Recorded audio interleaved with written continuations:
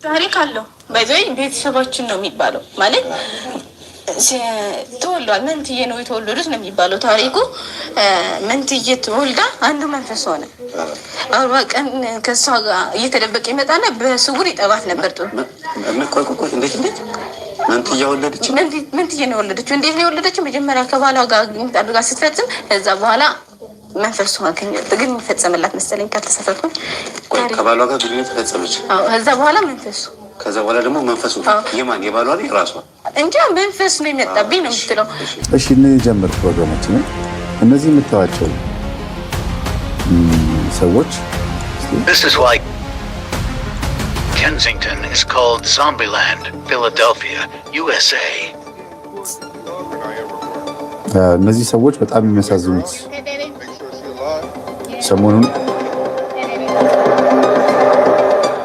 ሰሞኑን የሚታይ ቪዲዮ ነው በዩኤስኤ ውስጥ አሜሪካ ውስጥ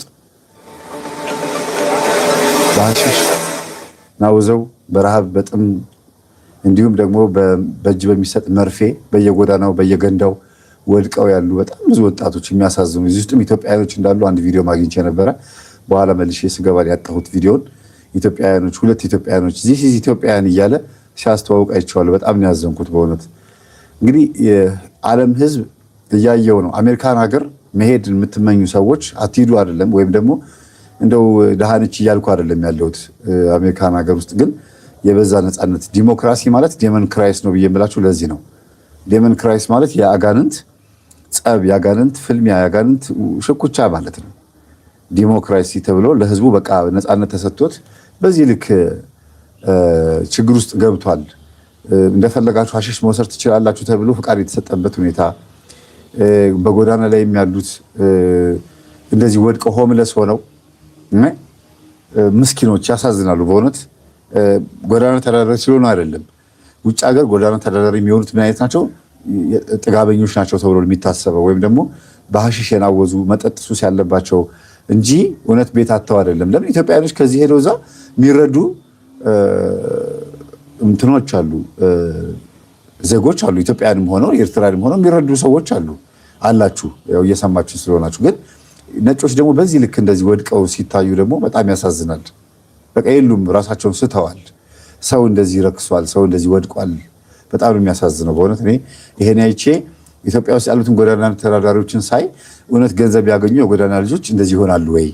የኢትዮጵያ ውስጥ ያሉት ጎዳና ተዳዳሪዎች ወይም ደግሞ አፍሪካ ውስጥ ያሉት ጎዳና ተዳዳሪዎች ገንዘብ ሲያገኙ እናትና አባታቸውን የሚረዱት እርግጠኛ ነኝ በእውነት አይደለ?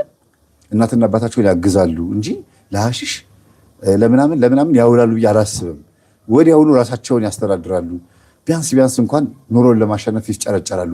የሚበላን የሚጠጣ ቸግሯቸው ወደ ጎዳና የሚወጡ 80% ይበዛሉ። ጥቂት ናቸው ጠግበውና ቀብጠው ከቤት ቢወጡም እንኳን ማስቲሽ ሲያሸቱ የምታዩዋቸው ምን የምትሏቸው ወደ እናትና አባታቸው ቤት መመለስ ስለከበዳቸው የሚወስዳቸው ቢያገኙ እንደሚሄዱ እኔ ባይኔ በተግባር አይቻለሁ። እኔም በተግባርም ደግሞ እዚህ ነገር ውስጥ ነበርኩኝ። ማለቴ የጎዳና ልጆችን ከወደቁበት አንስቼ መሄድ ትፈልጋለህ ማየጋ ስላቸው፣ አዎ ወደ 48 የሚሆኑ ልጆችን በየቤታቸው አስገብቻለሁ። እግዚአብሔር ይመስገን። ለየእናቶቻቸው ለየአሳዳጊዎቻቸው ሰጥቻለሁ። ከዛ ውስጥ 10 የሚሆኑት እናትና አባታቸው ለሞቱባቸው ልጆች ማለት ነው ወደ ገበያ ገብቼ ከሰል የሚሸጡ ቅጠል የሚለቅሙ እናቶቻችን፣ እነዚህ የተለያየ ድንች ጉሊት የሚቸረችሩ እናቶቻችን አሮጊቶቹ ጋር ሄድና ማማ መጦር ይፈልጋሉ እላቸዋል። እንዴ የሚጦረኝ ካገኘው ምን ቸገረኝ ይላሉ። ለምንድን ነው በስተርጅና እንደዚህ የሚሸጡ? እሳቸው የለኝም ሰው ልጆቼ ናቸው፣ ያው እነሱም ጫት እየቃሙ እንደዚህ እዛ የሚሆኑ ይላሉ። የእሳቸውም ልጆች ጎዳና ወጥተውባቸዋል። ስለዚህ ይሄ እኔ ጋር አሁን የሚያዩት ልጅ ከጎዳና ተነስቶ እኔ ላስተዳድረው፣ ላበላው፣ ላጠጣው፣ ልብስ ላለብሰው እፈልጋለሁ። ከውጭ ሀገር ያሉ ሰዎችም ደግሞ የሚረዳ ልጅ ስጣን የሚሉ ሰዎች አሉና እርሶ ጋር ይቀመጥና ደብተር፣ እርሳስ፣ እስክሪብቶ የተለያየ ነገር እንዲሟላለት ከዛ ለእርሶም ደግሞ በወር የቤት ክራይም የቤት አስቤዛም የሚከፍልሎት ሰው ልመድብሎት ብዬ እሺ ይሉኛል። ከዛ እነዚህ ሰዎች ይዤ ሄጄ ወደ ቤታቸው አስገብቼ ከዛን ቀን ጀምሮ የባዕድ አምልኮ የሚያመልኩ ከሆነ ጨሌ አስጥዬ በዛውም እንግዲህ አጥሚት ለጉንፋን በዛውም ለሆድ አይደል የሚባለው ጨሌያቸውን አስጥዬ ትምህርቴን እንዲያዳምጡ አድርጌ፣ ለምን የግድ ያዳምጣሉ ምረዳቸው ከሆነ ከዛው በዛውም ነጭ ልብስ ሰጥቼ አስቆርቤ ይሄን ልጅ ደግሞ እንዲያግዛቸው ቤተክርስቲያን አብረው እንዲያስቀድሱ፣ ሴት ከሆነች አብረው እንዲያስቀድሱ፣ ወንድ ከሆነ ደግሞ ሲመጡ ሲገቡ ሲወጡ እኚህን እናት እንዲያግዛቸው እያደረግኩኝ እናቶችን አባቶችንም ጭምር ማለት ነው። በዚህ ልክ ወደ 10 የሚሆኑ ጎዳና ልጆችን እናትና አባት የሌላቸው በዚህ ልክ እንትን ብያለሁ። ይሄ ምንድነው ኢትዮጵያ ውስጥ ወይም አፍሪካ ውስጥ ማለት ነው የጎዳና ልጆች እንርዳችሁ ስትሏቸው እሺ ነው የሚሉት። በጣም ያሳዝናሉ። አሁንም ራሱ መርዳት የምትፈልጉ 4 5 አሉ እናትና አባት የሌላቸው እማግዛቸው ላስቲክ ቤታቸው ድረስ ሄጄ እኔ ቪዲዮ ቀርጫ ሳይቻቸው አላውቅም ሳስተምር። ለምን ከንቱ ዳሴ ይሆንብኛል። እንደገና እንደው ውሸት ነው ሲሉ የሆነ ጊዜ ላይ አውቆ ነው ምናምን ሲሉ ቀርጫ ሳየዋቸው ግን አልፈልግም እንደዚያ ነገር ቀርጾ ማሳየት እንደ ከንቱ ዳሴም ነው ነገራም ደግሞ አጉል ሌላም ነገር ውስጥ ይከታል እና የግድ ማሳየት ካለብኝ ያው በድምጽ ብልጫ ላሳይ ይችላልው። ግን የስብከት ቀሚሴን ለብሼ ሄጄ ጎዳና ልጆች ጋር ገብቼ አስተምሪያቸው ስመጣ ለኔ የሚሰማኝ ትልቅ እርካታ አለ። ሁለተኛ ደግሞ ለማንም ባለማሳየቴ የምባረከው ባርኮት አለ፣ የሚባርከኝ ባርኮት አለ። ለምን ብዙ ጊዜ ለታይታ የምታደርጉት ነገር በረከት የለውም። በድብቅ የማደርገው ነገር ነው። 14 አሁን 13 14ኛ በቀደም ተጨምሮብኛል። 14 ልጆች ህፃናቶች ናቸው። 13 የ14 ዓመት የ8 ዓመት ልጆች ነጭ ልብስ አላቸው። በሰልፍ አሰልፌ በሚኒባስ አስጭኜ ወስጄ አስቆልቢያቸው ስመጣ የሚሰማኝ እርካታ አለ። እነዚህ ልጆች ደግሞ ቶሎ ብዬ ደግሞ ለቤተሰቦቻቸው ማስረከብ አለብኝ። ዝም ብሎ ማብላት ማጠጣት ማስቆረብ አይደለም። ሚዛን ተመዘን የሚባለው ቦታ ቢያስመዝኑም ሱቅ በደረቴ ቢሸጡም ወይም ማስቲካ ምናምን እያሉ ቢሸጡም ለጊዜው ነው። ግን ከቤተሰብ ጋር ቢገቡ ግን እናትም ትረዳለች፣ አባትም ይረዳል። እና የኢትዮጵያም ሆነ የአፍሪካ ጎዳና ልጆች ገንዘብ የሚያግዛቸው የሚረዳቸው የሚያስተምራቸው ቢኖር በእውነት ከወደቁበት ተነስተው እሺ ነው የሚሉት። የሚይዟቸው ቢቸግር ነው ይሄ ሁሉ ነገር የመጣውና ይሄ ግን ማለት ግን ነጮች ጠግበው ነው ማለት ብቻ ደግሞ ይከብዳል። ተይዘው ነው ልንል እንችላለን። በማለዳ ተይዘው ነው። በማለዳ መያዝ የሶምሶን ታሪክ አለ አይደል? ልክ እንደዛ ነውና ይዋቸው ሲቀሰቅሷቸውም እንኳን የሉም። በተቀመጡበት በቆሙበት ነው እንዲህ የሚሉት። በቃ የሉም እኮ ጨልመዋል። አንዳንድ ቪዲዮዎች አላያችሁ? እጃቸው ሁሉ ቁስል ብሎ በመርፌ እንትን መድኃኒት ሐሺሽ ሲወስዱ እጃቸው ሁሉ ቆስሎ ይኸው ተመልከቱት። እጁ ላይ መርፌ የለ ተወግቶ ማለት ነው። እና ይኸው በሜዳ ላይ ተመልከቱት። ይሄንን ሜዳ ላይ ተዘሯል። በቃ አሁን ይሄ ርቦት ጠምቶት ማምን ሳይሆን በሐሺሽ የለም ናውዟል። አሁን ደግሞ የተጀመረው ነገር አለ። የሃይ ስኩሉ የዚግዛግ ቲዩብ ላይ ታዩታላችሁ። ወንድማችን ሮቤል ዚግዛግ ቲዩብ ላይ በደንብ ያቀርብላችኋል። ምንድነው ስናገረው ጥቆማ ነው ብዬ አላስብም። እናንተም ልጆቻችሁን ትከታተሉ ብዬ ነው። ስፕራይት የሚባለው መጠጥ አለ አይደል? የላስቲኩ መጠጥ ወይም የጠርሙሱ እሱ ላይ የህፃናት ልጆቻችሁን ጉንፋን ሲታመሙ ሽሮፕ ብላችሁ ሄዳችሁ ትገዛላችሁ አይደል? የቱርክ ሽሮፕ። እሱን ሽሮፕ አምጥተው ስፕራይት ጋር ይቀላቅሉትና ይመጡትና እሱን ሲጠጡት ልክ ሐሺሽ እንደሚወስዱ ሰዎች ነው የሚሆኑትና በየትምህርት ቤቱ ይሄ ነገር በቦርሳቸው እየተገኘ ነው። አንዳንድ ሃይስኩል መምህራን ይሄ ነገር እየተናገሩ ነው ያሉት። ልጆቻችሁን ጠብቁ ባካችሁ እንዲህ ያረጉ ነው ብለው ሌሎችም ነገር ያው ብዙ ጊዜ ይሄ ነገር በሚዲያ ላይ ሲነገር ሰምታችኋልና ባካችሁ ልጆቻችሁን ጠብቁ። በየቦታው ወድቀው እየተገኙ ነው። በተለይ መስከረም ወር እስከ ጥቅምት ድረስ ያለው ወር ላይ በየትምህርት ቤቱ ሜዳቸው ላይ ሙጃ ምናምን ይሄ ሳር ረጃጅም ሙጃዎች ወይም ሳሮች ይበቅላሉ እና እዛ መካከል እየተደበቁ ዝሙት ይፈጽማሉ። መቼ ነው በዝሙት የምትወድቁት ሲባሉ በዚህ ጊዜ በዝሙት ወድቀው ልክ የካቲትና መጋቢት ወር አካባቢ ላይ አንዳንድ ተማሪዎች ሴቶች ተማሪዎች እርጉዝ ሆኖ ምናምን ከትምህርት ቤት ይቀራሉ። ለምን? ጥቅምት ወር ላይ ዝሙት ይፈጽማሉ፣ ከዛ በኋላ እርጉዝ ሆነው ይገኛሉ። ይሄ ነገር ብዙ ጊዜ ያጋጥማል። ብዙ ጊዜ ተማሪዎች ትምህርት ሊዘጋ አካባቢና መጋቢትና ሚያዝያ አካባቢ ላይ የካቲት መጋቢት ሚያዝያ አካባቢ ላይ እርጉዝ ሴቶች ይበዛሉ የሚያስወርዱ። ይሄ ምንድነው ሲባል ጥቅምት ወር አካባቢ ላይ ትምህርት ቤት ሲገቡ ትምህርት ቤቱ ሙጃው ቶሎ ስለማይታጨድ እዛ ውስጥ ተደብቀው ሐሺሽ ይወስዳሉ፣ ይዳራሉ። ብዙ ስቃዮች አሉና ይሄ ነገር እንደው ባካችሁን ወላጆች ብትቆጣጠሩ ጥሩ ነው ብዬ ለማለት ነው ይሄን ቪዲዮ ያመጣሁት። በውጭ ዓለም ላይ ግን ይኸው በሐሺሽ በፈቃዳቸው ሐሺሽ ለዚያውም ወስደው እንዲገዙ ተፈቅዶላቸው የሐሺሽ መሸጫ ሁሉ ሱቅ ተከፍቷል ሁሉ እና በዚህ ልክ ናውዘዋል። እግዚአብሔር ህዝቡን ይጠብቅ። መቼም የወደቀች ከተማ ናት አሜሪካ። ታላቂቱ ባቢሎን ወደቀች የተባለችውም ይቺው ናትና ስለ ዘመኑ ዋጁ ብዬ ያስተማርኩት ትምህርት ላይ ዘመኑ ዋጁ 20 እና 21 ላይ ይሄንን አስተምሬያለሁ። ኢየሩሳሌም ማናት? ጋለሞታይቱ ማነች? እርኩሷ ከተማ ባቢሎን ማነች ብዬ ያስተማርኩት ላይ ስለ አሜሪካ በደንብ አድርጌ አስተምሬያለሁና በሌላው ዓለም ላይ በአውሮፓ በምንም በፈረንሳይ፣ ግሪክ ምናምን ኢታሊ ብትሄዱ በሐሺሽ አንደኛ ናቸው ሁሉም ሀገር ላይ። በዚህ ነገር ውስጥ ግን ፕሮሰስ የሆኑት ለምንድን ነው ሲባል ነፃነት ነው። ነፃ ፈቃድና ነፃነት አብሮ ሲዋሃዱ ነው ማለት ነው። እግዚአብሔር ልቦናቸውን ይመልስ። ይችን በግ ተመልከቷት እንግዲህ። ይሄ ማለት ይሄ ሰውዬ ይችን በግ ምን እያደረገ ነው? ግልገል ናት፣ በግ ትመስለኛለች። ፍየልቱ በግ ነች። ይታያቸዋል ብዬ አስባለሁ። ትንሽ መጣ ብሎ የሚታየውና አንገቷ ላይ እባብ ነው የተጠመጠመው እና ከአንገቷ ላይ እባቡን እያወለቀ እያወጣን ያለው ድምፁ ራሱ ይሰማል። የእባቡ ድምፅ በዘዴ በሲስተም አድርጎ እባቡን እንዴት እንደሚይዘው ተመልከቱ። ፊቱ ላይ ይሸፍንበታል። በዚህ ቱቦ ውስጥ አድርጎ እባቡን ይፈተዋል። ከዛ ከአንገቷ ላይ ቀስ አድርጎ ይፈተዋል። ይሄን እባብ ለመፍታት እባቡን አሁን እመታለሁ ብሎ ቢል በጓንም ነው የሚገላት፣ ግልገሏንም ነው የሚገላት። አያችሁ። ስለዚህ በዘዴ ነው እያደረገ ያለው። በዘዴ ይሄንን እባብ ከአንገት ላይ ለመፍታት ይህን ያክል ዘዴ ካስፈለገ ዲያብሎስን አጋንንትን ልክ ሰቆቃወ ኤርምያስ ላይ ጠላቶቻችን በአንገታችን ላይ ናቸው ብሎ እንደተናገረው ማለት ነው። ጠላቶቻችን በአንገታችን ላይ ናቸው ብሎ ይናገራል። እኔ ይህንን ጥቅስ ያወቅሁት ያኔ የታመምኩ ጊዜ ነው 2004 2005 ላይ እና ምን ማለት ነው በአንገቶቻችን ላይ ናቸው ጠላቶቻችን በአንገታችን ላይ ናቸው ሲል እንዴት አዝለናቸዋል አቅፈናቸው ነው የምንሄደው ማለት ነው ወይስ እንደ ጌጥ ነው ይዘናቸው ሄደው ይላሉና ያው የህይወት ቦታ ላይ ናቸው ማለት ነው። አንገት ማለት ህይወት ማለት ነው እና አንገቷ ላይ መጥቶ ተጠምጥሟል። ካልጠፋ ቦታ እግሯ ላይ አልተጠመጠመም፣ እባብ ነው። ምንዋ ቦታ ላይ ቢጠመጠም እንደሚገላት ስለሚያውቅ ነው የተጠመጠመባት። አይገርማችሁም? ይገርማል።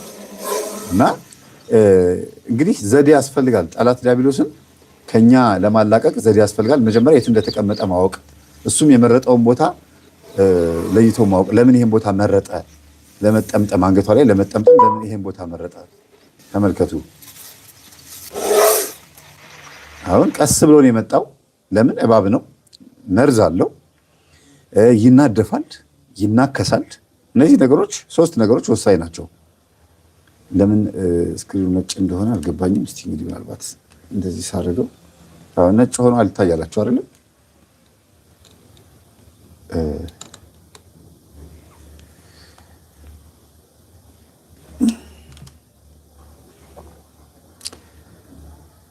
እሺ ማንኛውም ይታያችኋል ከአንገቷ ላይ እንዴት እንደሚፈታው። ዝም ብላችሁ በቃ ተከታተሉኝ። አንዳንድ ቪዲዮ ላይ ነጭ ሊሆንባችሁ ይችላል። ከእንትኑ አንጻር ነው ከዚህ ከባክግራውንዱ አንጻር ነውና ይሄን ተጠንቅቆ መጥቶ ተናዳፊውን ተናካሹንና መርዝ ያለውን እባብ ከአንገቷ ላይ የሚፈታው አንደኛ አንገቷ ላይ እንዳለ በአይኑ ይታየዋል። እባብ የሚታይ ስለሆነ የማይታየው ሰይጣንስ እንዴት ነው የምናየው? ሆዳችን ላይ ነው? ጭንቅላት ላይ ነው? ራስ ላይ ነው? ወይስ እግር ላይ ነው? ምናችን ላይ ነው ያለው? እጃችን በረከታችን ላይ ነው ያለው? አፋችን ላይ ነው? አይናችን፣ ጆሮአችን ላይ ነው? የት ነው የተቀመጠው የሚለው ነገር መጀመሪያ ለይቶ ማወቅ ያስፈልጋል። እንደገና ማወቅ ካቃተን ግን እግዚአብሔር ሆይ እባክህን እኔ ላይ ያለውን ጠላት ያዝልኝ ብሎ ሙሉ አካላችን ለክርስቶስ በስግደት መገዛት አለበት ብዬ አስባለሁ። ደግሞም በሲስተምና በዘዴ ነው መሆን ያለበት። ሲስተምና ዘዴ አጋንንትን ያስወጣዋል እያልኩ ሳይሆን መንፈሳዊ ሲስተም ግን ያስወጣዋል። ዓለማዊ ሲስተም አያስወጣውም። ምን አሉት ሐዋርያት በምሳሌ ማለት ነው። አንድ የስንዴ እርሻ የወይን እርሻ ያለው የስንዴ ማሳ እርሻ ያለው ሰው አለና እንክርዳድ ተዘርቶ አዩና እንክርዳዱ ከየት መጣ አሉት። ጠላት ሌሊት መጥቶ ዘራው ብሎ ክርስቶስ ሲነግራቸው እንግዲያውስ እንክርዳዱን እንቀለውልን አሉት። አይ እንክርዳዱን ነቅላሉ ስትሉ ስንዴውንም አብራችሁ ስለምትነቅሉት እስከ መከር ይቀመጥ አላቸው ይላል። አንዳንዴ ጥንቃቄ ከሌለው ከባድ ነው። መከር የሚባለው አንዳንድ ሰው የዓለም ፍጻሜ ይመስለዋል። መከር ማለት ንስሐ ገብታችሁ ኃጢአታችሁን የምታስወግዱበት ኃጢአታችሁን የምታጭዱበት መከር የሚባለው። ስንዴውን ወደ ጎተራ ገለባውን ደግሞ ወደ እሳት የምትከቱበት ነው አንዱ መከር አይደል እንዴ?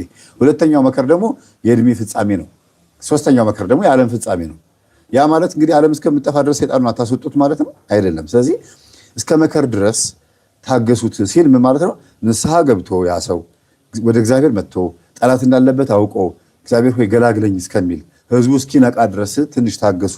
እናንተ ብቻችሁን ሄዳችሁ ያንን እንክርዳድ እነቅላለን ብላችሁ ስትገቡ ስንዴውንም ትረግጡታላችሁ። ምን ማለት ነው? የዋሃን ህዝቦች በእናንተ ይሰናከሉባቸዋል። ለዚህ ነው አሁን የምናስተምረው ትምህርት ለአንዳንድ ሰዎች መሰናከያ ነው። ለአንዳንድ ሰዎች መናፍስት እንዳለባቸው ሲነጋሽ እኔ የለብኝም ይላሉ።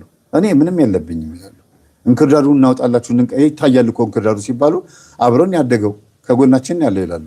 ስንዴው ጎን አይደል እንክርዳዱ የሚያርገው ሲታጨድም ሲወቃም እንዲያውም ስንዴ እየተለቀመ እንክርዳድ ያገኛሉ እናቶቻችን። እስከ ወፍጮ ቤት እስከሚገባ ድረስ እንክርዳድ ሁሉ ሊያጋጥም ይችላል።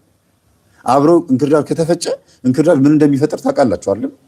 እስቲ እንክርዳድ ምንድነው ጉዳቱ ንገሩኝ። ምን ሰውነታችን ላይ ጉዳት ያመጣል? ከዛ አንፃር እንማማርበታለን ማለት ነውና እንክርዳድ በጣም በጣም አካልን የሚጎዳ ነው። ሲጻፉ ቶሎ በሉ። አይ የት ላይ ነው የሚገኘው ሳይሆን እንክርዳድ ያዞራል፣ ጎሽ ያሰክራል፣ ዳቦ ያበላሻል፣ ራስ ያዞራል። በቃ ይሄ ነው እንግዲህ። እርግጠኛ ነኝ ይሄን የሚጽፉት የገጠር ልጆችና ሴቶች በከተማ ያደጉ የቤት እመቤት የሆኑ እንደገናም ደግሞ ስለ ስንዴ ማበጠርም ስለ ስንዴ መልቀምም ስለ ጓዳ የሚሉ እህቶቻችን ናቸው ይሄን የሚያውቁት። ሙያቸው በደንብ ጠንካራ የሆኑ ጎበዞች ማለት ነው። ያሰክራል።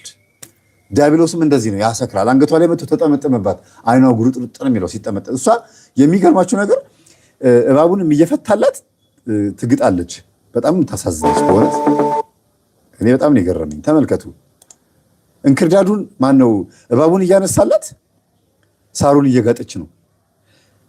እባቡ ተጠምጥሞባትም እባቡን የሚያነሳው ሰውዬ ሳይመጣ በፊትም እየጋጠች ነው። እባቡ እኮ ላይ ነው ያለው።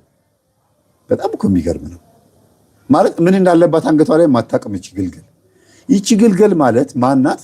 እውቀት አለንም የለንም ብለው የሚያስቡ ሰዎች ሊሆኑ ይችላሉ። ግን መንፈሳዊ ሕይወት የማያውቁ ጠላት ዲያብሎስን የማያውቁ ግን መንፈሳውያን የሆኑ ሰዎችም ጭምር እግዚአብሔርን እናውቀዋለን ብለው የሚያስቡ ግን ዲያብሎስን የማያውቁ ዝም ብሎ መብላት፣ ዝም ብሎ ብቻ በቃ ማጨድ፣ ጎንበስ ብሎ ብቻ ማግበስበስ፣ መጠጡንም፣ ሴቱንም፣ ወንዱንም፣ ምግቡንም፣ ልብሱንም ሁሉ ነገር ውስጥ ዓለማዊ መሆን ማለት ነው። እየበላች ነው እቺ በግ።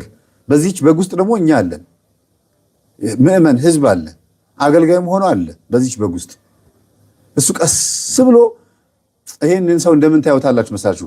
እንደሚያስተምር፣ እንደሚመክር፣ አጋንንት እንደሚያስወጣ፣ ጠላት ዲያብሎስ እንዳለባችሁ እንደሚመክራችሁ አይነት ሰው አድርጋችሁ አስቡት ይሄን ሰውዬ። ከዛስ ቀስ ብሎ መጥቶ በጓም እንዳትደነብር። ለምን ከደነበረች ይነድፋታል። እሱ እባቡን ለሚያዝ ሲመጣ በጓ ደንብራ ደግሞ ምን እያረክ ነው ብላ፣ ምክንያቱም መጀመሪያም አላወቀችማ።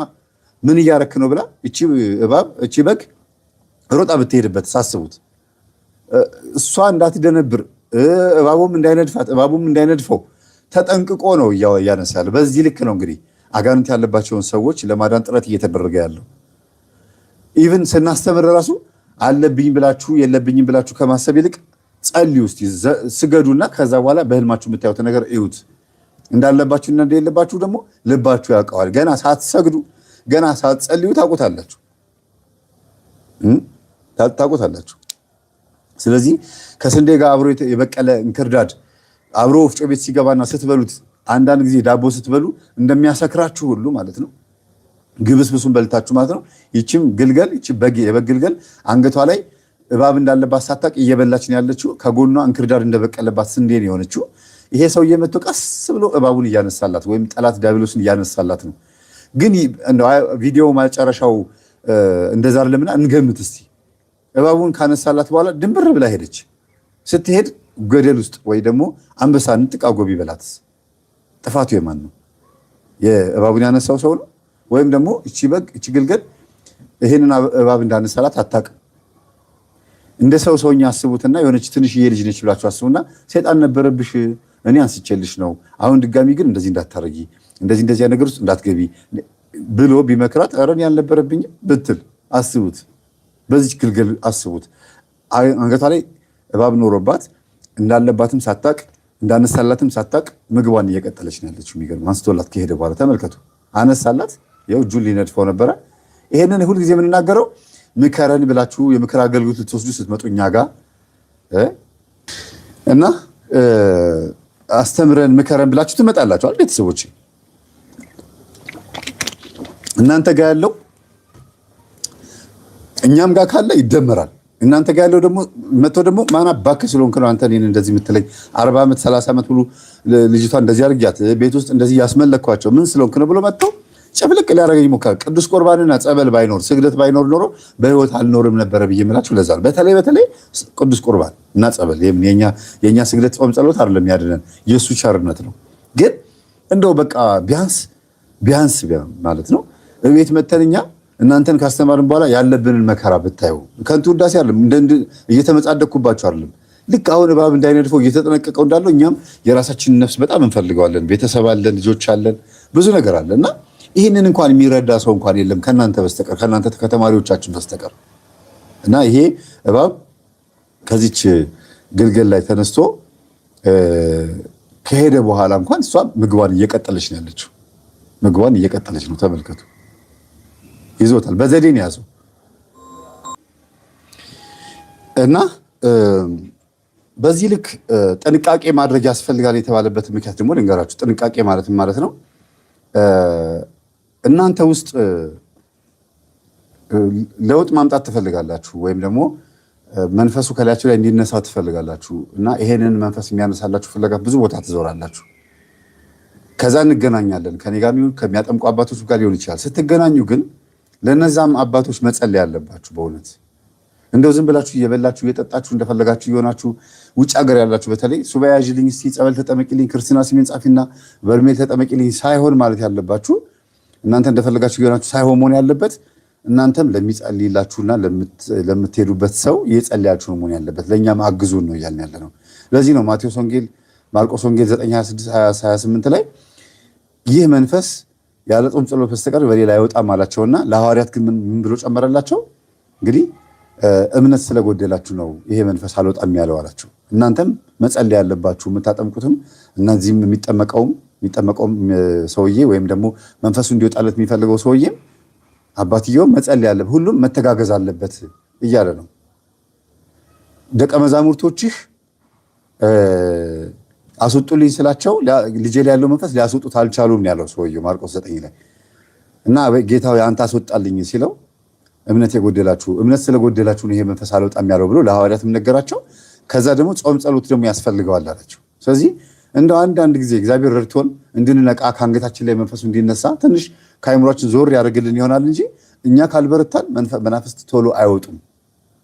ዝም ብሎ ውልቅ የሚደረግ የሚል ሰይጣን የለም ለማለት ፈልጌ ነው። ዝም ብለን ውልቅ የምናስወጣው አጋንንት የለም። ይበቃናል። በዚህ ቪዲዮ ይህንን ሆድ ላይ የሚንፈራገጠውን ልጅ ተመልከቱት። አያችሁት? ተመልከቱት እንዴት እንደሚንፈራገጥ ተመልከቱት። በስመ አብ በጣም ነው የሚንፈራገጠው። ይሄ ሕፃን ልጅ ክርታሱ ሆድ ውስጥ ሆኖ እንግዲህ ክርታሱን ቀዶታል ማለት ይቻላል። እዛ ሆድ ውስጥ ሆኖ ማለት ክርታስም ካለው ብዙ ጊዜ በክርታስ የሚወለዱ ልጆች ምንድናቸው ይባላል? እድለኞች ናቸው፣ ጸጋ አላቸው ሲያድጉ ምናምን ተብሎ ይነገራል። ያው የሚባለውን ነው የምላችሁ። እውነት ይሁን ውሸት ይሁን እሱ የሚያውቀው እግዚአብሔር ነው አይደል እንዴ? እና ክርታስ ውስጥ የተወለዱ ልጆች እንደዛ ናቸው። እና ምናልባት ይሄ እርግጫ አሁን የምታዩት እርግጫ ሆዱ እስኪቀደድ ድረስ እንደዚህ የሚራገጠው ልጅ ነው። እዛ ውስጥ መንታም ከሆኑ የተደባደቡ ነው ብለን እንቀልዳለን። አልወለድም የሚለውን የማነው ስሙ መጽሐፍ አለ። የዛሬ ስንት ዓመት 40 ዓመት ምናምን የተጻፈ መጽሐፍ አይደለም አልወለድም የሚል መጽሐፍ እና በዛ መልክም ይመስላል ስታዩት ሆዱን። ግን ወደ መንፈሳዊ ነገር ስናመጣው እንደዚህ የሚንፈራገጥ ልጅ የነበራት አንዲት እናት የዛሬ ወር ከምናምን አካባቢ ላይ መታ አሁን ኦልሬዲ አራስ ነች። እንኳን ማርያም አለች በዚህ አጋጣሚና ምን አለችኝ? ሆዴ ውስጥ በጣም ሲንፈራገጥ የነበረ ልክ ሁለት ሰዎች እንደሚጣሉ አይነት ነገር ነበር ሲጣላ የነበረው አለችኝ። እና ከተወለደ በኋላም እንደገና አሁንም ሆዴ ውስጥ ይንፈራገጣል አለች። ኦልሬዲ ወደ ቤት መጥቻለች። በስመ አብ ወወልድ ወመንፈስ ቅዱስ ብላ ደንግጣ ልጅ ያልነበረም እንደ እንደዚህ የሚራገጠው ነበር እንደዚህ የሚራገጠው ብላ ዶክተሮች ጋር መሮጥ ዶክተሮች ጋር ትሄድና ምንድነው ይሄ ነገር እባካችሁን። እንግዲህ ይሄን ቪዲዮ የላከችልኝ እሷ ነች። ምሳሌ እንዲሆነኝ አርጋ ነው የላከችው እንዲገባኝ ብላ ማለት ነው። እና ምንድነው ይሄ ነገር አራሁንም ሆዴ እየተራገጠ ነው። ከዛ ደነገጡ። የቀረ ልጅ አለ እንዴ አሏት። እንዴ ቢሆንስ ታዲያ እንዴት እንደዚህ መንታ ልጆቹን እኮ አንድ ነው ያለው ብላችሁኛል። በአልትራሳውንድ ሲፈልጉት ምን ሲሉት የለም ማለት እንደዚህ በሚታየው ምድረው ስሙ የምትሉት የሆነ ሰም አለው አይደል? በሕክምና በሱ ሲያዩት የለም፣ ግን ሆዷ እንዲህ ይላል። እና የህፃን ልጅ እግር ነው እንደዚህ የሚለው እግር ምልክቱን ይታይበታል። ልክ እንደዚህ ማለት ነው። ተመልከቱ። ይኸው ደግሞ ሙዚቃ አድርገውበታል እኮ በጣም ይገርማል። አጭር ቪዲዮ ስለሆነ ነው እዚህኛው ላይ ቶሎ የሚመጣብኝ። ተመልከቱት። ያዝ እንግዲህ ይኸው ልጥጥ አድርጎታል። ፖዝ አድርጌዋለሁ። ይሄ ምንድነው የምትሉት አሁን? እና ከወጣ በኋላ የእንግዲህ ልጅ አልወጣ ወጥቶልኛል፣ እንግዲህ ሁሉ ነገር አጽድታችሁን የላካችሁኝ አለች። በጣም ደነገጡ እና በቃ ያለን አማራጭ እጃችን መስደድ ነው አሉ። ብዙ ጊዜ እርግዝና መድረስ አለመድረሱን ቼክ ለማድረግ ጣት ይከታሉ አይደለም እንዴ? የታወቀ ነው። እና ያው ነይ ጎንበስ በያለ ቁጭ በያለ እግርሽን ክፈች አለ። ማየት ያለበትን ነገር አየ። እንግዲህ ያው ይቅርታ ለምናገረው ነገር ሕክምና ስለሆነ ነው። ማየት ያለባቸው ነገር አዩ። ካሜራ ላኩ። ምንም የሚታይ ነገር የለም አሉ። ግን እዛው ካሜራው እዛው እንዳለ እያዩት ካሜራ ላይ እንዲህ የሚል ነገር አለ። ሆዷ እኮ ባዶ ነው። ካሜራው ደግሞ ላይት አለው። ከዛ ምንድን ነው ይሄ ነገር ብላ እርግማን ነው እንግዲህ። እኔ የነ መምህር ተስፋዬን ትምህርት አዳምጣለሁ። ይሄ ነገር ከየት መጣብኝ? እየሰገድኩ እየጸለይኩ ነው ያለሁት። ልጄ የሚራገጥ መስሎን ከባለቤቴ ጋር በጣም ሰርፕራይዝ ሆኜ ነበር አለች። ይሄ ነገር ከምንድን ነው የመጣው ብላ ገርሟት፣ በይሄ በእምነትሽ ሂጂበት፣ እኛ የምናውቀው ነገር የለም ግን እንቅረጸው ብለው ዶክተሮቹ ሊቀርጹ ሲሉ ነው ፊቴን ስትቀርጹኝ ስለነበረ እንደዚህ እንዲወጣብኝ አልፈልግም። እንኳን እናንተ ጋር መምህር ተስፋዬ ጋርም አልተቀረጽኩም። ስለዚህ እኔ እንደዛ አልፈልግም። የዓለም መሳለቂያ መሆንም አልፈልግም። ነገ ምን ስም እንደሚሰጠኝ ስለማላቅ ነው አልፈልግም ብላ ከስልካቸው ላይ አስደልታ ይሄ ቪዲዮ ቢወጣ እናንተ እንደምከሰው ብላ ትንሽም ተቆጥታ ምን የመጣችው። ለምን ያለ ፈቃዷ ሲቀርጹ ነበረ። ከኋላዋ ከሷ ኋላ ሆኖ ሲቀርጽ አይታይም፣ ለሷ አይታያትም ነበረ። በኋላ ነው ያወቀችውና ግን እነሱ ያለ ፈቃድሽ ምንም ልናደርግ አንችልም ብለው ዶክተሮቹም እግዚአብሔር ይስጣቸው፣ ያው ኤቲክስ የሙያ ኤቲክስ የሚባል ነገር አለ፣ የሙያ ስነ ምግባር እሺ ብለዋታል። ግን ቀጥታ እንደወጣች የት የመጣችው ቢሮ ስትመጣ ደግሞ እሁድ ቀን ነበረ። እሁድ ደግሞ የኛ ቢሮ ዝግ ነው፣ እፍታህ መዝብሬት እኔን ልታገኝ ማለት ነው። እኔ ደግሞ ስልክ አይሰራም የዛ ሰዓት። ምንድነው ጉዱ ልትጠይቀኝ ነው። ከዛ በቃ ወደ ቤት የመመለስ ይሻል። እንኳንም አላገኘችኝ። ለምን ከዛ በኋላ የወሰደችው መፍትሄ በጣም ጥሩ መፍትሄ ነው። ንስሐ አባቷ ጋር ትሄድና አባ አቤት እስቲ እዩት ልጄ ወልጄም ይንፈራገጣል ሆዴ ላይ ሲያዩት እንዲህ ይላል። እና የእግር ምልክት ታውቃላችሁ፣ አንዳንድ ቪዲዮ ላይ እንደዚህ ነገር አይቻለሁ። የህፃኑ እግር ምልክት ሆዷ ላይ ሁሉ ቅርጹ ይታያል። በኤአይ ይሁን በምን ነው እርግጠኛ አይደለሁም።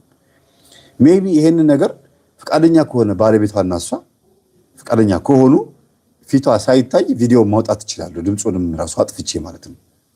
ሜቢ ይሄን ማለት ነበረብኝ።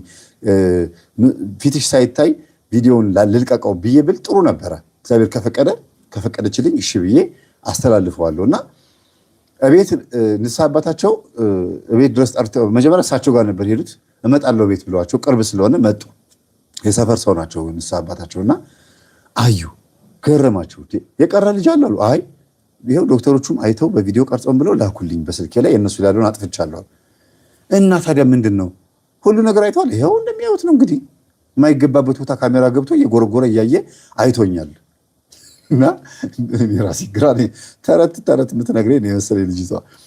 እሺ ከዛስ ይኸው እንደዚህ ነው። ታዲያ የሆነ ነገር በሉኝ። በመስቀላቸው በስመ አብ ወወልድ ወመንፈስ ቅዱስ ጻርኩስ መንፈስ ብሎ እንደዚህ ሲሉ በሀፍረተ ስጋዋም በመቀመጫዋም ከባድ ፈስ ነው ድዋ ብሎ የወጣው እና ያው አይነ ምድርም ምንም አልቀረም። ቤቱ ተበላሸ። በእንትኗም በሆዷም ደግሞ የቀረ እንግዲህ መቼም አራስ ደም ይኖራታል አይደለም? የተወሰነ ማህፀን ግድግዳዋ ላይ የተወሰነ ነገር ታፋዋን አበላሸው። ቄሱም ሱሪያቸው ተበላሸ። ፊት ለፊት ሆኖ ነው እንደዚህ የሚሉት እና በቃ ሙሉ በሙሉ ቤቱ ተበላሸ እና ባለቤቷ ደነገጠ። አሁን ዋናው ይሄ ብቻ አይደለም። ዋናው ልናገር ያሰብኩት የሚገርማችሁ እና የፈስ ድምፅ ነው የተሰማው፣ ግን ከባድ ፈስ በሉት ከባድ ፈስ ነቅናቂ ማለት ንቅናቄ መንግስት የሚገለብጥ ፈስ ማለት ነው። እና አሁን ላይ እየሰማችኝ ነው። ላይቭ ላይ ዛሬ አወራዋለሁ ብያት እየሰማችኝ ነው። እየሳቀች ሊሆን ይችላል ብዬ አስባለሁ። እሷ ስትነግረኝ ራሱ እየሳቀች ነው የነገረችኝ። እና ምንድነው አብሮኝ የነበረው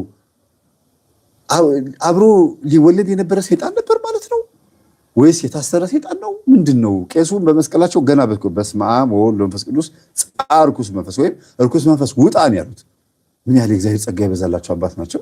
በእውነት የተባረኩ አባት ናቸው ማለት ነው። አጥብቃችሁ ያዙኝን አባት። እሺ በእውነት እግዚአብሔር በቃ ጸጋውን ያበዛላቸውና እንደገና ቢጾሙ ቢጸልዩ ቢሰግዱ ይሄን ቪዲዮ ካዩትኛ አባት ለብዙ ሰው መትረፍ የሚችሉ አባት ናቸው። ለሁሉም ቄስ የሚሰጥ ስልጣን አይደለም። ይሄ ማነው ጸጋ አይደለም። ስልጣን ይሰጥ ይሆናል ክህነት፣ ጸጋው ግን ለሚተጋና ልቡ ንጹህ ለሆነ አባት የሚሰጥ ነው። በስላሴ ስም ኢንዘኒ መንፈስ ትሪኒቲ ትላላችሁ። እዚህ እንግሊዝኛ እያመጣልኝ ነው። በስላሴ ስም ብትሉም በኢየሱስ ክርስቶስም ብትሉም ሆኗል ጉዳዩ። እኔ ግን ከዚህ በኋላ የገረመኝን ነገር ልንገራችሁ። ቤቱ ተጸዳ፣ ተስተካከለ፣ እሷም ጸዳዳች። ዶክተሮቹም ቪዲዮ እኮ እየቀረጸ ነው ባለቤቷ የሚሆነውን ነገር ለማየት ማለት ነው። ደግሞ ቅረጽ ብላው ነው እንጂ እሱ ምንም ነገር እንደሚፈጠር አላመንም። ግን ሆዷ ሲንፈራገጥ አይቶ ምንድን ነው ምናምን እያለ ምን አይነት ሚስትን ያገባሁት ብዬ ሁሉ ብያለሁ አለ። የመጀመሪያ ልጃቸው ነው። ምን አይነቷን ያገባሁት ብሎ ሙሽርነቷን እስኪፈራ ድረስ ማለት ነው። ገና ሙሽራ ነች፣ የ2 ዓመት ሙሽራ እና ድንገት እንኳን እኛ አባት ከሄዱ በኋላ ከተወሰነ ጊዜ በኋላ እኔ እንደው ከሷ ድጋሚ አልተኛም እንዴ እዛ ከተኛው በኋላ እዛ ቆርጦ ቢያስቀርብኝስ ብዬ ሁሉ አስቤያለሁ።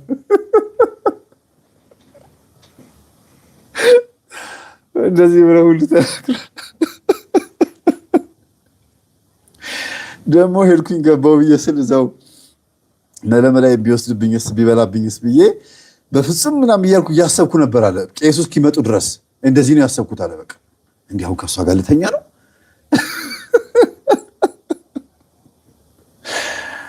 ከዛ ጉዳዩ ከተፈጸመ ካለቀ በኋላ ቄሱም በይበርቺ እንግዲህ የርኩስ መንፈስ ስራ ነው የሆነ ጋኔን ነው ምናምን ብለው የምስኪን ናቸው፣ ብዙም ማብራሪያም የላቸውም። ሄዱ። በቃ ጸጋቸው በረከታቸው ደርሷት። ከዛ ሲያስቡ ምንድነው ይሄ ነገር ከምን መጣ? ቴክስት አደረጉልኝ። ማታ ቴክስቱን አየሁት። አረ መምህር ጉድ ተፈጥሯል ቤቴ፣ አንዴ ደውል በክባክ አለችኝ። በሌላ ስልክ ቴክስት 68ቱ ስደውል ያለውን ስትነግረኝ አሁን ከሳኩት በላይ ነው የሳኩት። በቃ ግን ከሳኩኝ በኋላ እንትኑ ባለቤቷ ዶክተር ነው ራሱ የእንስሳት ሐኪም ነው። አንድ እፈልግሃለሁ እባክህ ነገ ላገኝህ አለኝ። እሺ አልኩኝና በማግስቱ አገኘሁት እና መምህር እኔ ኤቲስትና ፓጋን ነኝ አለኝ። ሃይማኖት የለሽ እግዚአብሔር የለም ብዬ ማስብ ነኝ። ግን አሁን ሰይጣን ምን እንደሆነ ስላወቅኩ ብቻ እግዚአብሔር ማን እንደሆነ አወቅኩት አለኝ። አያችሁ፣ ጠላት ዲያብሎስን በማየት በማወቅ ብቻ እግዚአብሔር መኖሩን ማወቅ ይቻላል። ኤቲስትና ፓጋን ብቻ አይደለም ደግሞ እግዚአብሔር የለም ብሎ ብቻ አይደለም ያሰበው፣ የሚሳደብም ነበር እግዚአብሔርን።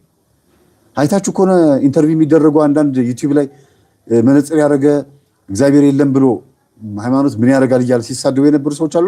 ከነሱ ጋር እኩል የሆነ ሰው ነው። በቃ እግዚአብሔር ይህን ተአምር ያመጣው ሊያሳየኝ ነው አለ እና የቄሱ መስቀል የእሱ እንደዛ መፈንዳት ይህ ነገር ድራማ እንዳልሆነ በእንቅልፍ ልቤ ነው ወይስ አይደለም ብዬ ሁሉ ቤቱ ሸቶ እንግዲህ በአይነ ምድር ሸቶ እኔ እንዴት እንደሚማተብ ጠፍቶብኝ አለ። እያማተብኩኝ ሰራተኛዋ ምናምን እያደረግን ቤቱን እያጠብን እያስተካከልን ቄሱ ደጅ ሆነው ሱሪያቸውን አጥበላቸዋል። እሷ ደግሞ ሰራተኛዋ ቤቱን ታስተካክላለች አለ። እሷ ደግሞ ፌንት ብላ ወድቃለች። ምን ተፈጠረ ብላ ዋይ ብላ ጮኸችው ሲፈነዳ ይሄ ነገር ተፈጠረ። አሁን ይሄን ቪዲዮ ያመጣሁላችሁ ለዚህ ነው። እና ምንድን ነው ትላላችሁ? የኔ ግምት 3 ግምት ነው። እስቲ የእናንተን ግምት አስቀምጡ። የኔ ግምት 3 ግምት ነው። ግምት ነው ታዲያ ነው ብዬ አልደመድምም። ምልክት ነው። ጥሩ ነው እሱማ። ጎበዝ ሄኖክ ነው ሃናን ሃኖ ምልክት ነው ያለ ልክ ነው። ትክክል ነው ሊሆን ይችላል።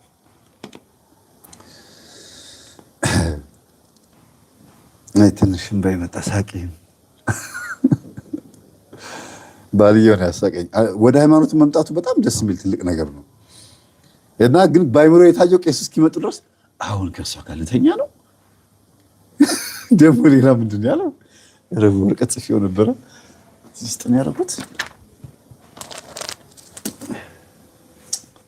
ምንድን ነው ያለው? በእናታችሁ ረሳሁት። ጻፍልኝ በእናትህ በውስጥ ባልየው እባክህ ጻፍ፣ ቴክስት አድርግልኝ ያልተናገርኩት ነገር ካለ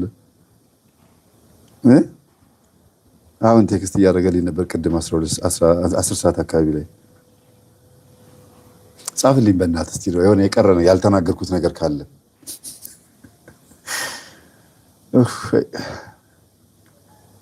ጨጓራዬን እኮ ድራሽ ነው የሚያጠፋልኝ። ይሄ እኮ እንደዚህ አይነት ደስታ እኮ ነው። እሺ ልኳል ጽፏል።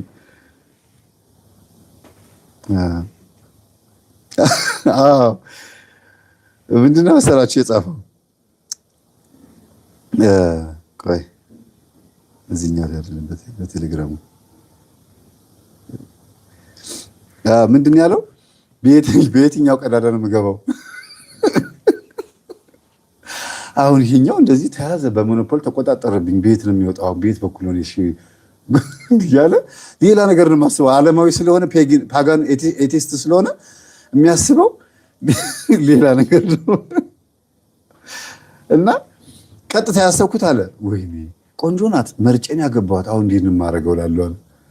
ምንም ነገር የለም በሆዷ ውስጥ፣ አልትራሳውንዱ እንትን ካሜራው ባዶ ነው ካለ እንኳን አይደለም ጨለማ ክፍል ስትገቡ ቀርቶ ብርሃን መብራት የበራበት ቤት ባዶ አዳራሽ ስትገቡ በስማን ብላችሁ አይደል የምትገቡት? የበር ላይ ያለ መብራት ማብሪያ ማጥፊያ እንኳን አብርታችሁ ወደ ቤታችሁ ስትገቡ ጸጥ ካለ ቤቱ ትፈራላችሁ አይደል? ይሄ ሰው ደግሞ ምንድን ያለው እንግዲህ ያው አንደኛ እንዴት ብዬ ነው አሁን ቢቆርጥብኝስ መለመላይል አለ። ቀጥሎ ደግሞ ምንድን ያለው በየትኛው በኩል ነው የምገባው? አሕዛባዊነቱን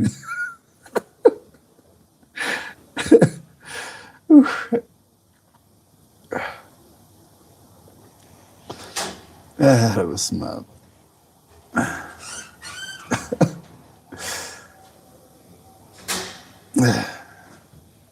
እና ብቻ ሃይማኖቱን አስተካክሏል። ስቄ ከጨረስኩ በኋላ ለመመጫው አንቺ ወደ ሃይማኖቱ ተመልሷል ወንድማችን፣ ወደ ተዋህዶ ተጠምቋል አሁን። እና ግን ይሄን የመሰለ ገጠመኝ የመሰለ አስቂ ነገር በዚህ ምክንያት ስላቀረብኩላችሁ በጣም ደስ ብሎኛል። መምህር ሰው ምን እንደሚል መስማት እንፈልጋለን አይነት ነገር ነው እነሱ የሚሉት። እንዴት እንደሚራገጥ ይሁት። ይሄንን ደግሞ ምንም ነገር የለም ሆዷ ውስጥ ተብሎ ምን እንደሚሆን እና ግን ግምቴን ላቅርብላችሁ ብቻ እስቲ። ግምቴ ምንድነው? የኔ ግምት አንደኛ የኔ ግምት አንደኛ ባለፈው ሽሬ ሄጄ ያቀረብኳት ኢንተርቪው ያደረኳት ልጅ አለች አይደል? ልጅቷ እናትና አባቶቼ በፊት ያመልኩት የነበረው ቅድመ አያቶች ያመልኩት የነበረው መንፈስ አለ ወደዛ ወደ ትግራይ መስመር አካባቢ ላይ አውረሮም የሚባል መንፈስ ማለት ነውና ለመጀመሪያ ጊዜ መንፈስ እኛ ቤተሰብ ነው የተገለጸው። የዛ የአውረሮም መንፈስ ዋና ሴት ማለት ነው እንግዲህ የዛ ልጅ ልጅቷ ያቀረብኳት አለ በቪዲዮ ነው ያቀረብኳት። ሽሬ ሄጄ ያቀረብኩት የዛሬ ጥር ምን ወር ላይ ምን ስላሴ ላይ ነው? ጥር ስላሴ አይደል? አዎ ጥር ስላሴ ነው የሄድኩት። እዛ ላይ ምንድን ያለችው መንታ ነው ያረገዘችው የነበረችው እናቴ ነው ተብሎ ነው የሚታሰበው። ልክ የመጀመሪያ ልጇን ብላ ካማጠች ከወለደች በኋላ አለች አያቷ ነው ይመስለኛል፣ አያቷ ነው ቅድመ አያቷ። ከዛ መጀመሪያ ልጅ ከተወለደ በኋላ ከዛ ቀጥሎ ደግሞ ጂኒ ወጣ፣ አጋንንት፣ ስጋ ለበስ አጋንንት መንፈስ ማለት ነው። ሮጦ ወጣ ከማህፀን እኩል ሁለት መንተ የወለደችው አጋንንትንና ሰውን የወለደችው። ይሄ ደግሞ አረብ ሀገር ላይ ብዙ ጊዜ ይፈጸማል፣ ይሄ ነገር ብዙ ጊዜ ይከናወናል ብላ የተናገረችው ራሷን የመሰከረችው። እና ይሄንን አጋንንት አዋላጆቹ ደንግጠው ሮጦ ሄዱ፣ ዛፍ ላይ ወጣሉ። ዛፍ ላይ ወጣ። ከዛን ጊዜ ጀምሮ ህፃኑ ልጅ ሲያድግ የተወለደው ልጅ ሲያድግ ያም ጂኒ አብሮን ያደገው አብሮ ወንድማማቾች ናቸው፣ ጂኒውና ይሄ ሰው ፍጡር ማለት ነው። ከፈለጋችሁ እዛ ቦታ ሄዳችሁ ኢንተርቪው ማድረግ ትችላላችሁ። ራሷን የቀረበችው ልጅቷ በመልክ እየታየች እንዲያውም ቪዲዮዋን ሙሉ አውጪውና ቪዲዮዋን አምጪ አሳይ። የሽሬውን እንትን ላይ ኤፍታህ ላይ ነው መሰለኝ የለቀቁት። እና አንዱ ይሄ ሊሆን ይችላል። ያ ማለት በባዕድ አምልኮ ቤተሰብ ውስጥ ያው ቤተሰቦቼ ባዕድ አምልኮ ያመልካሉ ስላለች ነው ሚስትየዋ። እና በባዕድ አምልኮ የሚመለክበት ቤተሰብ ውስጥ ያደጉ ልጆች መንፈሱ በማህፀን በኩል ሰይጣን ሆኖ ወይ ዛር ሆኖ ብቻ ሳይሆን እንደዚህ አካል ያለው ሆኖ ሊወለድ ይችላል። ገባችሁ አይደለ? አካል ያለው ሁሉ ሆኖ ሊወለድ ይችላል። እና ይሄ መንፈስ ሲወለድ ያ እንግዲህ ዛፍ ላይ ሮጥ የወጣው አጋንንት ልክ እንደዚህኛው እንደ ልጁ እኩል ነው የሚያድጉት። የ20 ዓመት ጎረምሳ ሲሆን የ30 ዓመት ጎልማሳ ሲሆን እያለ ሲያድግ ያም አጋንንቱ ስጋ ለበሱ እንደዛ ነው እያደገ የሚመጣው። ምክንያቱም ስጋ ለበስ ነው። ሰይጣን የሚያድግ ባይሆንም የለበሰው ስጋ ግን ያድጋል ማለት ነው። እንደ እንትን ሰው እንደሚያድገው ያድጋል። እና ቤት እየመጣ ያገላብጣል አለች። አምጩ እሱ ላይ አድርግልኝ አሁን ምትለው በአዳምጪውና ምትለው ላይ አድርግልኝ እየመጣ ያገላብጣል ቤት ውስጥ ብርጭቆ ይደፋ እንትን ይላል ይገለብጣል ሲኒ ቡና ይጠጣል መሶቡን ያነሳዋል ይከፍታል እንጀራ ይበላል ግን መሶቡ ሲነሳ ነው እንጂ የምናየው ማን እንደሚያነሳው አናቅም ሲገባ ጥላው እንትን ይታያል ምልክ በሩ ይከፈታል ማን እንደገባ አናቅም እና አያቴ ነው እናቴ ነው አያቴ ነው መሰኛለችው ረስቼዋለሁ እንደገባ ታውቃለች ምክንያቱም ለራሷ ነች የወለደችው ይገባል ይቀመጣል አንሶላው ብርድ ልብሱ ብድግ ሲል ይታያል ግን ያ ልጅ አይታይም ያ ጋርንት ማለት ነው እና እንዲህ ያረገ ቡና ሲጠጣ ምን ሲባል እየተገበረለት እየተመለከ እየተጨፈረለት ምን እየተባለለት ነው ያደገው ይሄ አውራሮ የሚባለው መንፈስ አውራሮ የሚባለው ንፋስ ጋር ተመሳሳይነት አለው አውሮራ ቅርታ አውራሮ ሳይሆን አውሮራ ንፋስ እንዲህ የሚሽከረከረው ንፋስ አውሮራ ይባላል ጥቅልል ያለ ሲመጣ እንዲያውም ተማሪ እያለን ድሮ ምን ይባላል ቢላ ወልውሉበት ምላጭ ወሩሩበት ከዛስ ደም ሲንጠባጠብ ታያላችሁ ይባላል ነው እኔ አርጌው ሞክሬው አላውቅም ያደረጉ ሰዎች ግን ይሄን ነገር አዎ ብሎ የነገሩኝ ሰዎች አሉ እረኞች ማለት ነው ሲጠቀለል እንዲያውም እንትኔን ጅራፌን ወደኔ አትምጣ ብዬ በአለንጋዬ በበጋ አለንጋዬ ዲያርጊ ገርፌዋለሁ አለ አዋራውን ሲገርፈው እንደሚያለቅስ ህፃን ልጅ የሚያለቅሰው አለ ያጋንንት ስለሆነ እንደገና ቢላ መጥረቢያ የሚወረውሩ እረኝቶችም አሉ ገበሬዎች ሲወረውሩበት አዋራው ላይ ደም ይንጠባጠባል ያንን አጋንንት ሲመቱት ነው ይባላልና የሸወዳቸውም ሊሆን ይችላል የእውነትም ደግሞ ሊሆን ይችላል ዞሮ ዞሮ በዚህ ልክ ሰይጣን በሚመታ ከሆነ በአይንም አይታይ ግን አካል ያለው ነው ማለት ነው እንግዲህ ይሄንን ነገር ሌላ ጊዜ ጥናት እናደርግበታለን አንዱ ምክንያት ይሄ ነው ሁለተኛው ምክንያት ደግሞ ብዬ የማስበው እርግማን ጽንሱ ይለከፋል እርግማን ነው እንድትወልድ ካልተፈለገ እኔ እንዲያውም ጠይቂያቸዋለሁ እናንተ ሁለታችሁ ባልና ሚስት ነን ብላችኋል ግን ዘመዳማቾች መሆናችሁን ቼክ አድርጉ ብዙ ጊዜ ዘመዳማቾች እህትና ወንድም አክስት ያጎት ልጅ ምናምን እንደዚህ ሲሆን ነው እንደዚህ አይነት ነገር የሚፈጠረው ዲፎርም የሆነ አንሼፕድ የሆነ ቅርጽ አልባ የሆነ ልጅ የሚወለደው በዚህ ስለሆነ ይሄም ደግሞ ከዛ ጋር የሚጠጋጋ ይመስለኛል ስላቸው ኧረ ዝምድና የለም እኛ ጋር ግን እንጠይቃለን ብለውኛል አንዱ ይሄ ነው ሁለተኛው ይሄ ነው ሶስተኛው ግን መተት ነው ቡዳና መተት ነው የሚሆነው በእርግዝና ሰዓት ይለከፋል ወይኔ እርግዝናዋ ሲያምር መልኳ ሲያምር ይባላል ከዛ ይሄ ጽንስማ የኔ ነው ብሎ ቡዳ ይበለዋል ወይም ደግሞ በመተት ይሄን ጽንስ የኔን እንዲያውም አንድ ጊዜ ወደ እንትን አካባቢ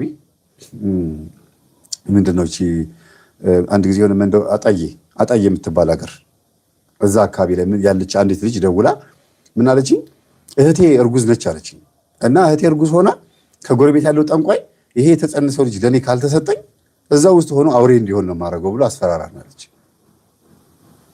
ይሄ ጽንስ ለኔ ነው መሰጠት ያለበት አለ ያባት ሲወለድ የኔ ይሁን እኔን አገልግለኝ ብሎ ገና ሳይወለድ እኮ ነው ቢያውም የጫዋ ክርስቲያን ቤተሰቦች ናቸው እነዚህ ሴቶች ከዛ ፈርተው እሺ ያሉ እሷ አይሆንም ማለች ቤተሰብ እሺ ብላለች ብሎ ይዋሻል አይ እሷ አልፈቀደችም አውሬ ያደርገዋለሁ እያለ ሲያስፈራራ መጨረሻ ላይ አውሬ ከተወለደ በኋላ ከፈለገ እንደፈለገ ያርገው ብዬ አለች እሺ አለችው በቃ አንተ ነው አለችው ካፋ ነው የሚፈልገው አይደል ገበረችው ልጁን ማለት ነው ከዛ በኋላ ልጁ ከተወለደ በኋላ ድክ እያለ ሲጫወት ምን ሲል ጠንቋዩ ጋር ይሄዳል ግንባሩን ይስማል ምን ይላል ይሄ ልጅ ሙሉ በሙሉ የጠንቋዩን ሐሳብ የሚያራምድ ሆነ 12 ዓመት 14 ዓመት እየሆነው ሲመጣ ግዳስ የቆየ ታሪክ ነው ልጁ ሙሉ በሙሉ እኛ ጋር እየኖረ ጠንቋዩ የሚያደርገውን ነገር ነው የሚያደርገው እኛ ጋር ነው ያለው ግን የሰውየውን ሐሳብ ነውና ጣርቶኛል አባቢ ጠራኝ ብሎ ይሄዳል አባቱ እኮ እዚህ ቤት ያለ ሰው ነው እና በምንድን ነው የሚጠራው በመንፈስ ነው የሚጠራው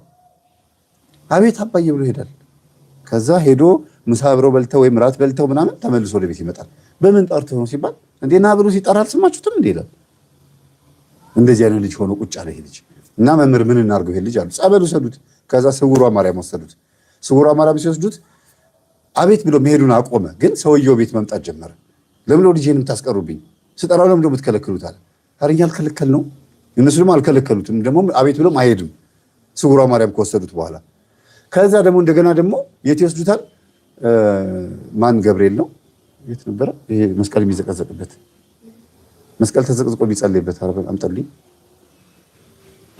ጸሎት የሚደረግበት ወደ ጻቃሊ ማርያም ያለው ገብርኤል ዘብር ገብርኤል እዛ ደግሞ ወሰዱትና ጸበል ተጠመቀ ምን አለ አሁን ልጁ ነፃ ነው ልክ ልጁ ተጠምቆ ወደ ቤት ሲመጣ ጠንቋዩ ሞተ ቅዱስ ገብርኤል ምን አለ? ፈረደ። ይሄ ልጅ እንዲህ ነው ብላችሁ ንገሩት አልኳቸው። ለዛ ለሚያስተዳድሩት አባት ይጸለይለት፣ መስቀል ተዘቅዝቆ የሚሆን ምንም ይሁን ንገሩ አልኳቸው። እሺ ባሉኝ ሄዱ። ይንገሩ አይንገሩ አላውቅም። ሄዱ፣ ተጸለየ። ልክ ልጁ ተጠምቆ ወደ ሀገሩ ወደ ቤቱ ሲመጣ ወደ አጣዬ ሲመለሱ ጠንቋዩ ሞተ። በጣም የሚገርም ነው። እና እንደው እንዲህ አይነት በጣም ብዙ ነገሮች አሉ። አምጪው አገኘሽው? ዋናው የሚፈልገው ፈቃዳቸው ታሪክ አለው። በዚህ ቤተሰባችን ነው የሚባለው ማለት ተወልዷል። መንትዬ ነው የተወለዱት ነው የሚባለው ታሪኩ። መንትዬ ተወልዳ አንዱ መንፈስ ሆነ። 40 ቀን ከሷ ጋር እየተደበቀ ይመጣና በስውር ይጠባት ነበር። ቆይ እንዴት መንትዬ ወለደች? መንትዬ ነው የወለደችው። እንዴት ነው የወለደችው? መጀመሪያ ከባሏ ጋር ግንኙነት አድርጋ ስትፈጽም ከዛ በኋላ መንፈሱ አገኘት። ግን የሚፈጸምላት መሰለኝ ካልተሳሳትኩኝ። ከባሏ ጋር ግንኙነት ፈጸመች። ከዛ በኋላ መንፈሱ ከዛ በኋላ ደግሞ መንፈሱ የማን የባሏ ነው የራሷ እንጂ መንፈስ ነው የመጣብኝ ነው የምትለው። እዛ ስትወልድ 2 ወለደች መንትዬ። ከዛ አንዱ 2 ስትወልድ የውበ ፊተሯርን የሚባለው የመሳፍንት ሀገር አለ እንትን አለ እዛ ከዛ 40 ቀን በስውር ይጠባኝ ነበር ትላለች። ከዛ 2 መንትዬ ወለደች። መንትዬ ስትወልድ 40 ቀን አንዱ መንፈስ ሆነ። መንፈስ ሆነ። የዛኔ ስትወልድ ወጣ ዛፍ ላይ ምንድነው የወይራ ዛፍ ላይ እዛ ሰፈረ ይባላል። ልጅ ሆኖ ነው ወይስ በቃ ሲሄድ በቃ በመንፈስ ነው ሄደው ተሰወረባት። መንትዬ ወልዳ አንደኛው ተሰወረ። ከዛ የውበ ወንድም ነው ምናምን የሚባለው የዛ ዘር ነን ይባላል። ከዛ ምን ይሏታል ቤተሰብ፣ እኛ ቤተሰብ ላይ ወንድማችን ነው ቤተሰባችን ነው ዛሩን ነው የሚሉት። እንደዛ ብሎ ነው የሚያመርኩት። እሺ እዛ አሁን ስለፈለፈለ በደንብ ነው የሚመለከው። አብሮሮም ይባላል። ማን ይባላል? አብሮሮም ነው የሚሉት። አብሮሮም ወንዝ አለ። በስነ ስርዓቱ ኢንተርፕሬተር ወርኩ ነበር ከዚህ በፊት። በስነ ስርዓቱ ነው የሚመለከው ማለት እዛ ሄዶ ያርዱሉ። በተለይ እዚህ ጋር አለች ጠንቋይ ነች፣ ሴት ጠንቋይ። ስለዚህ አንቺ የነሱ የዚህ ቤተሰብ ነሽ? አዎ እንደሚል እንኳን የዛ ነኝ ግን አይደለም። አይዞሽ እኔ እየተናገርኩ ያለሁት እኔ ስለ አብሮሮም ስለሰማሁኝ። አዎ ከዛ አያትሽ ናቸው የሚናገሩት? አዎ አያቴ ናት። በቃ እነሱን እንደውም በዚህ አጋጣሚ በዚህ እንትን በዚህ ሲገለጥ ሰው ሲያስፈራራ ባወራ ነው የሚመጣው። እንደዚህ አወራ ሲያብን ውሃ ይደፋል ሁሉም ሰው የሚያመልከው የሚፈራው ሰው በስነ ስርዓት ይደፋል። ዛዛፍ ላይ ስለወጣ ከዛፉ ገጠር ነው። እኛ አያቴ ቤት ገጠር ነው። ከዛ ወዴት መጣ? ወደ ሰልክለካ ሰልክለካ መጣ። ደግሞ እዛ ባህር ላይ አለ በስውር በስነ ስርዓት ይመለካል። እዛ ዶሮ ያርዳሉ። ብዙ ሰው ከታመመ በመጫኛ ታስሮ እዛ ይገባል በስነ ስርዓቱ ማለት ነው። ከዛ ምን አደረገች አያቴ ማለት ነው ውሃ ይደፍሉ ባወራ ሲመጣ በቃ እሱ ነው ተብሎ ነው የሚታሰበው። ሰርግ ላይ ካልታደመ እሱ ይገለብጠዋል። በንፋስ መልክ ነው የሚመጣው። በንፋስ ነው አይታይም። በቃ በኃይለኛ ንፋስ ነው የሚመጣው። ከዛ የዘኔ ውሃ ይደፋሉ። የሚገርመው ነገር አውሮራ የሚባል ንፋስ አለ። አውሮራ የሚባል አባ ቡኳር ነው የሚሉት በእኛ አባ ብሎ ነው የሚጠሩት። አባ ቡኳር አይታወቅም እንግዲህ። አባ ቡኳር ማለት የበኩር ልጅ ከባድ ንፋስ አለ። መላጭና ቢላ ሲወረውሩበት ደም ይንጠባጠባል እዛ ቦታው። ይሄ የሚሽከረከር ንፋስ አለ አይደል? ገብታችሁ አዳምጡት። ልዩ ገጠመኝ ሽሬ ብዬ ነው የለቀኩት። ስንት ጊዜ ሆኖታል መሰለኝ? 2 ወር ሆኖታል። አሁን ጊዜ እንዳይወስድብን ገብታችሁ አዳምጡት። ምንድን ነው ያለችው? እየመጣ ይጠባል። አንደኛው መንትያ በዚህ ታጠባለች እናትየዋ፣ በዚህ እኩል ያለው ጡትም ደግሞ ወተቷ ሲወጣ ይታያታል። ግን የሚጠባ መንፈስ አለ። መጥቶ ይጠባታል ጡቷን ነው የሚሉት። 2 ልጅ ነው እንደምታጠባው። መንፈስም ታጠባለች፣ ሰውም ታጠባለች ማለት ነው። እና ወንድማችን ነው ቤተሰብ ነው ብሎ ይገብሩለታል፣ ይቀበሉታል። አይገርማችሁ? እንደዚህም ነገር አለ። እና ማህፀን ውስጥ ልጅ ከተወለደ በኋላ የሚንፈራገጥ ያልኳችሁ እንግዲህ ታሪክ ይሄን ይመስላል። ለአሁን ይበቃኛል። ሌላው ግን እንደ መደምደም የማደርገው አንተ ኤቲስት እና ፓጋን የነበርከው ባለቤቷ ለምን ኤቲስት ሆንኩኝ ለምን ፓጋን ሆንኩኝ ብለህ ጠይቅ ራስን። ባለፈውም አስተምሬሃለሁ፣ ግን ለሁሉም ሰው እንዲሆን ነው ይሄን የምናገረው። ጠይቁ። ለምንድን ነው ሃይማኖት የለሽ የሆንኩት? ሮብና አርብ ማልጾመው ለምንድን ነው? ሃይማኖትን ማልወደው ለምንድን ነው? እግዚአብሔርን ማላስበው ለምንድን ነው? በዚህ ልክ እኔ እንኳን ዘር አቀብያት ከኔን የጸነሰችው እኔ ዘር ባላቀብላት ድንግል ማርያም አይደለችም በድንግልና የምትወልደው፣ ዘር አቀብያት ነው። ስለዚህ ሙሽራዬ ሚስቴ እንደዚህ አይነት ነገር ከወለደች ከኔም ሊሆን ይችላል ብለህ ማሰብ አለብህ። ኤቲስት ያደረገው የቤተሰቦች የባዕድ አምልኮ የዛር መንፈስ ሊሆን ይችላል። አንተ ጋር ያለው ሊሆን ይችላል። እርግጠኛ ነኝ እግዚአብሔር አንተን ሊያስተምርህ ነው ያደረገው ማለት ብቻ ሳይሆን አንተ ውስጥም ያለው መንፈስ እሷ ማህፀን ላይ ተረገዘ። አንተ ጭንቅላት ውስጥ እግዚአብሔር የለም ብለን ያሰብከው እዚህ ሆዷ ውስጥም ደግሞ ልጅ የለም። አየህ እግዚአብሔር በዚህ ልክ ነው አንተን ሊያስተምር የመጣው ብዬ አስባለሁ። እና በእውነት ብዙ ነገር እንድንወያይ ምክንያት ሆኖናል ይሄ ቪዲዮ። እስቲ እንትን ይበል እግዚአብሔር ይግለጽልን።